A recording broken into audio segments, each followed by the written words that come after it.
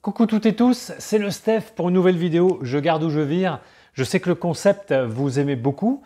J'ai d'ailleurs rarement de commentaires négatifs là-dessus, mais ce concept, je vous le rappelle pour ceux qui y arrivent, et je vais remercier tout de suite tous les nouveaux abonnés que j'ai depuis quelques mois. Je vais en avoir 20 ou 30 ou une quarantaine qui sont arrivés comme ça, donc je les remercie beaucoup. Je vous fais des bisous. Et puis aussi tous les anciens, ceux alors déjà, ceux qui me suivent depuis et oui, bientôt 3 ans, presque 3 ans là. Ça fera 3 ans que j'ai la chaîne Steph Jazz qui est faite là, qui est pour vous et qui me plaît toujours autant, même si j'ai des rythmes de vidéo un petit peu moindres, puisque les acquisitions, vous savez que je ne travaille plus et donc j'ai beaucoup plus de mal à aller dans des caches, dans des Emmaüs qui sont hors de ma ville, hors de ma région. Donc j'ai moins d'acquisitions, ça paraît logique. Et je n'aime pas trop acheter sur Internet. Alors je m'emporte un petit peu à droite à gauche. Je vous remercie à toutes et tous d'être sur la chaîne, d'être toujours présents. Après, je ne peux que regretter les youtubeurs ou les abonnés que je perds, qui sont toujours abonnés mais que je ne vois plus, ni dans les commentaires. Mais que voulez-vous, c'est comme ça. C'est la vie. On attaque tout de suite, je garde ou je vire. Première partie de la deuxième vidéo.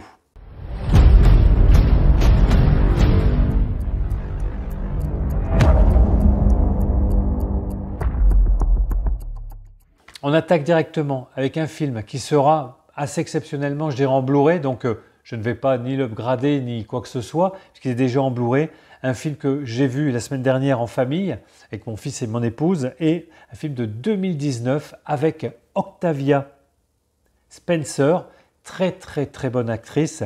D'ailleurs, tous jouent très bien dans ce film. Un film de genre quand même un petit peu horrifique, on peut le dire, et j'ai vraiment bien aimé malgré peut-être quelques incohérences comme on a toujours dans ce genre de film. Ce film, c'est donc le film Ma avec Octavia Spencer, et j'ai beaucoup aimé l'histoire. C'est l'histoire de cette femme qui va, sans le faire exprès, sans le faire exprès, inviter chez elle, vous verrez si vous voyez le film le pourquoi du comment, des jeunes qu'elle prend un petit peu sous son aile, et puis nous nous apercevons après au fur et à mesure de l'histoire qu'elle va devenir de plus en plus cette femme inquiétante et entreprenante vis-à-vis de ces jeunes, parce qu'il y a un passé qui va lui remonter dans les dents, dans le nez.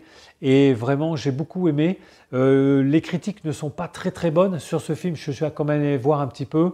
Le film, d'accord, ce n'est pas du Get Out, ce n'est pas tout ce genre. Ouais, d'accord, pourquoi pas. Mais quand même, j'ai bien aimé parce qu'il y a un relationnel dans ce film et il est filmé quand même très bien. Je vous le conseille donc, Ma, si vous voulez passer un bon moment horrifique, thriller. Je le garde. Deuxième film, un DVD, et j'allais dire un nanar de plus que j'ai pour vous présenter. Alors là, on va peut-être faire la gueule, puisqu'il y a Dolph Lundgren à l'intérieur de ce film, et que ce n'est pas un de ses moins bons. Mais c'est quand même toujours un nanar des années 80, 1990 exactement. Malheureusement, l'image n'est pas terrible, il est en 4/3, et voilà, c'est quand même lourdingue. Et ce film, c'est Dark Angel. Alors Dark Angel, pourquoi je vous en parle maintenant ? Parce que je l'ai retrouvé rapidement sur mes étagères et qu'en plus, ils viennent de le sortir dans une version restaurée en Blu-ray. J'ose même pas dire en 4K, parce que pour des films pourris, les restaurer, je ne sais pas pourquoi, peut-être pour les avoir dans une collection sur une étagère pour jamais plus les regarder, mais franchement, c'est pas un film à avoir plus qu'en DVD. Il est très bien en 4/3 au format originel, et bon, écoutez, c'est pas mal puisque c'est quand même un bon nanar, mais franchement, ceux qui crient au film culte ou qui me conspuent dans les commentaires, mais écoutez, venez me dire pourquoi ce film est si génial que ça. Mais non, c'est pas un bon film, par contre, c'est un bon nanar. C'est du Terminator Predator, un mélange de tout ça. Le réalisateur s'est dit, je vais voguer sur la vague des films à gros succès, des blockbusters, et on prend un acteur qui n'a pas de toute façon la trempe d'un Stallone et d'un Schwarzenegger, mais qui va faire son trou plus tard, Dolph Lundgren, avec des films comme Rocky III, etc. Mais je ne garde pas, c'était pas extraordinaire comme film. Après, alors celui-là c'est encore pire. Alors celui-là on pourrait le garder avec Dolph Lundgren, mais celui-là avec Paul Hogan, c'est pas possible. Je ne vais pas vous montrer le 1, je ne vais pas vous montrer le 2, puisque je ne les ai pas retrouvés tout de suite, ils doivent être cachés derrière, mais je les ai vus. Je vais vous montrer celui que j'ai vu donc dans le mois d'août, le 3, le Crocodile Dundee à Manhattan. Ben voilà, bon alors je ne sais pas pourquoi on a encensé, alors je ne sais pas si ça a été encensé, mais franchement, le 3 déjà, ça devient très mauvais.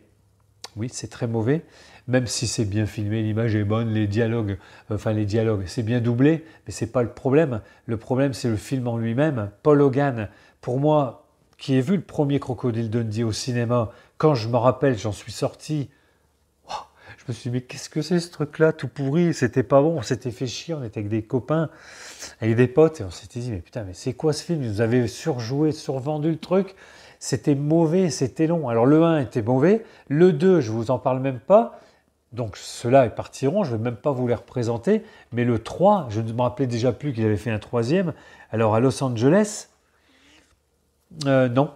Non, c'est pas bon, c'est toujours pas bon. C'est long, c'est ringard, c'est vieux, quoi. Ça a vieilli, ça a mal vieilli. C'est mauvais. Il y a très peu d'action. Ça se veut rigolo, comique. C'est pas comique du tout. Donc celui-là de Paul Hogan, je le vire aussi. Celui-ci, drame social, voilà, comme j'aime bien dire, ça parlote beaucoup, il n'y a pas d'émotion, j'ai pas trouvé d'émotion, c'est chiant.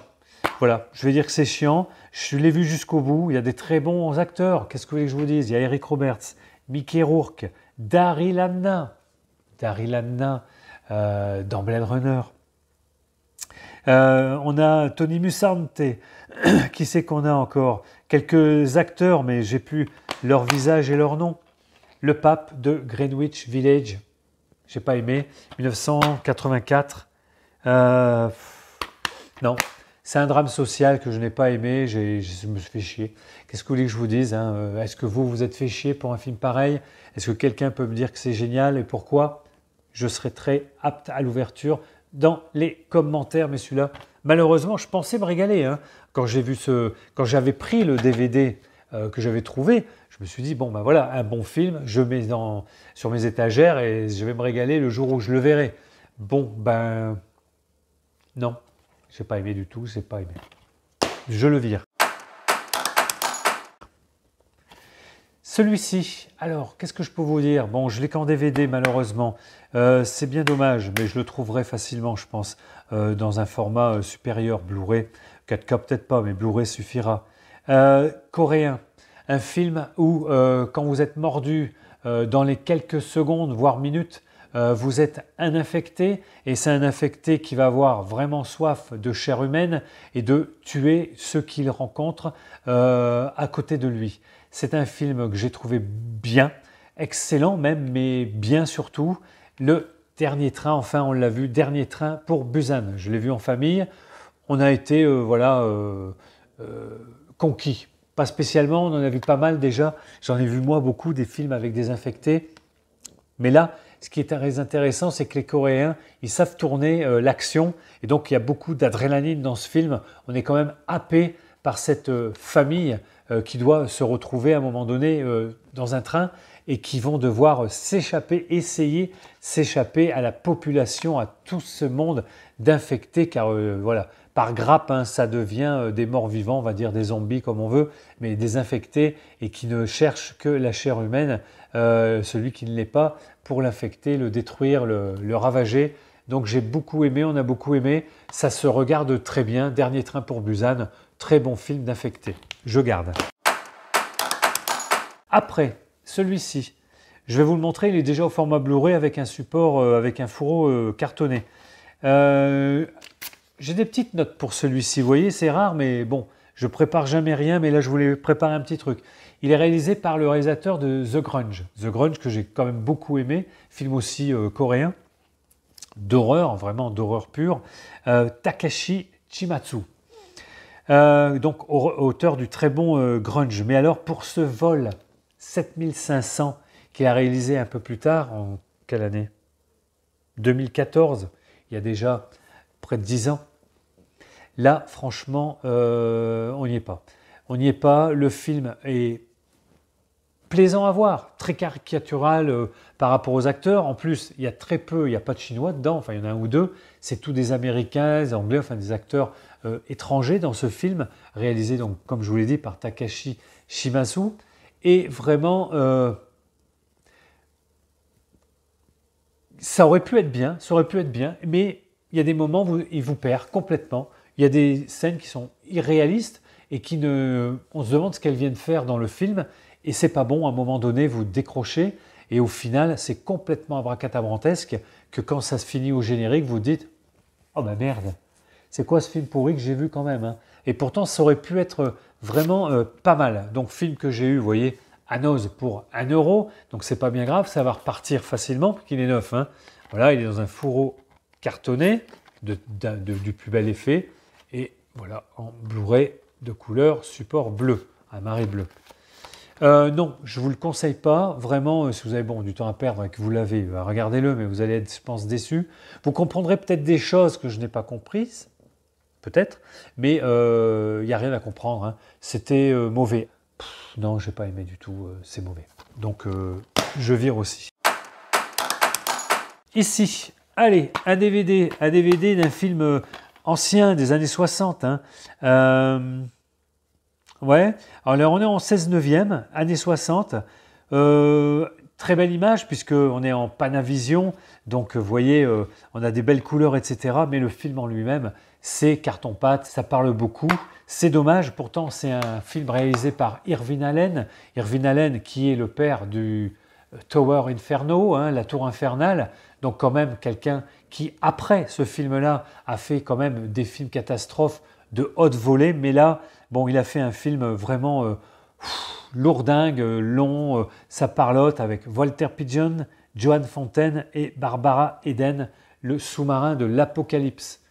Alors j'aimerais bien le garder simplement parce que j'aime beaucoup ces genres de films de science-fiction à l'ancienne, fantastique, mais là, je pense qu'il faut que je fasse du tri et celui-là, il n'est pas bon. L'histoire, c'est un sous-marin nucléaire américain qui est au pôle Nord.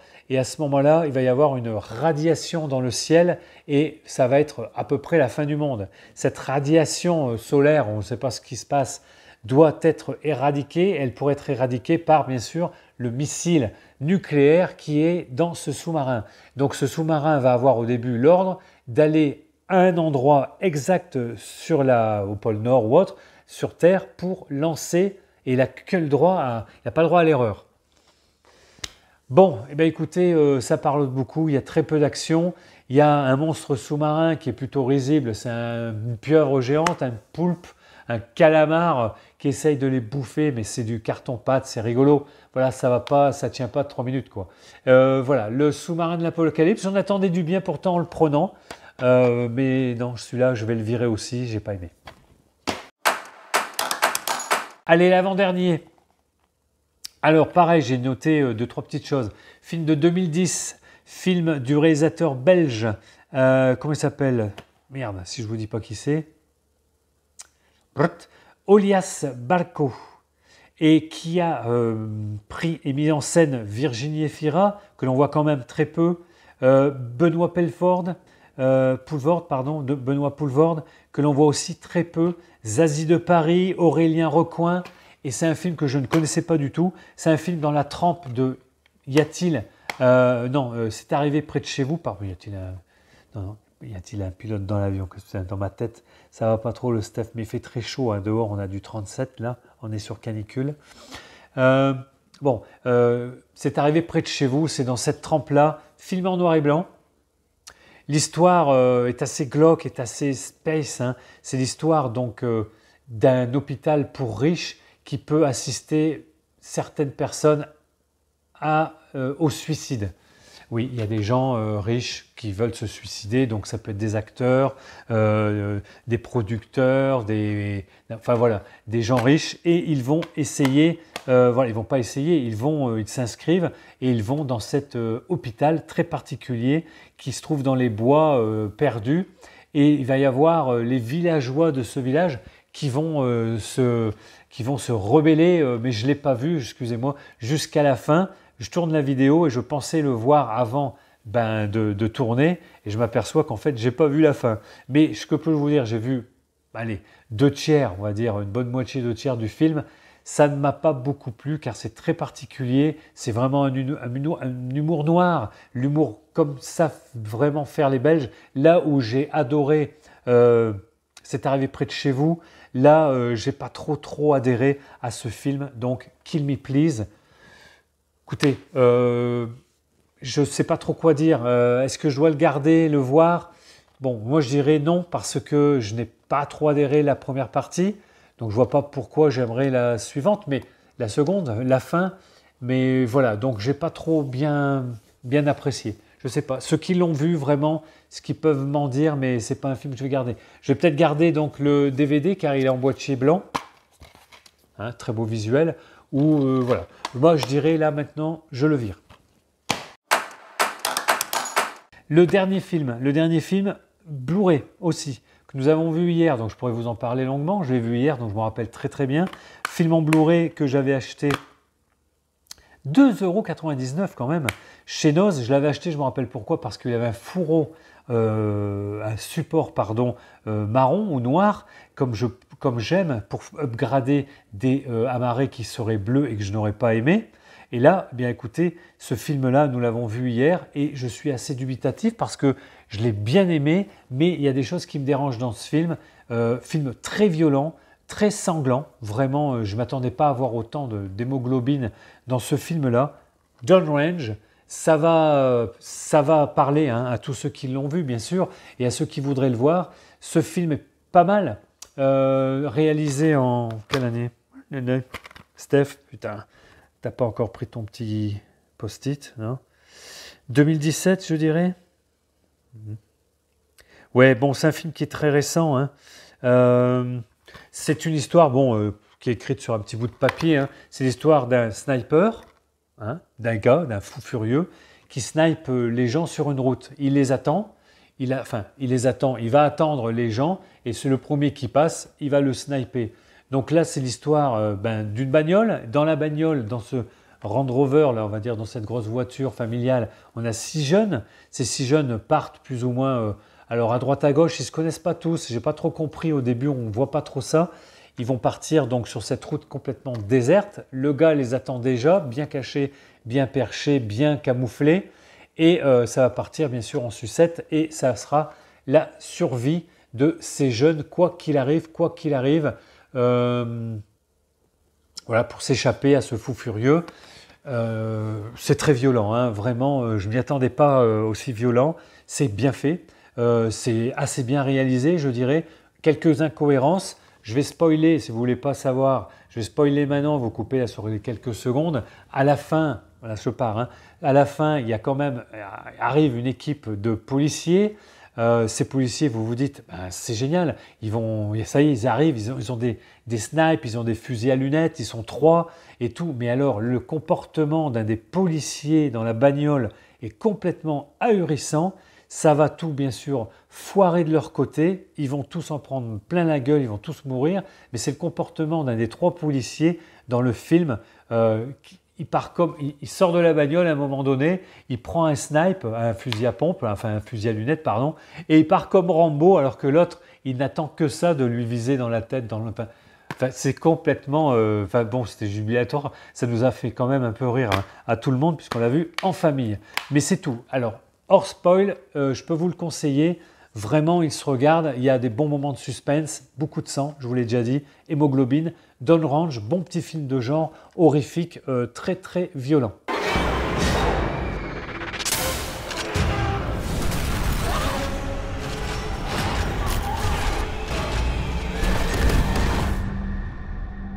Il veut prendre son temps avec nous.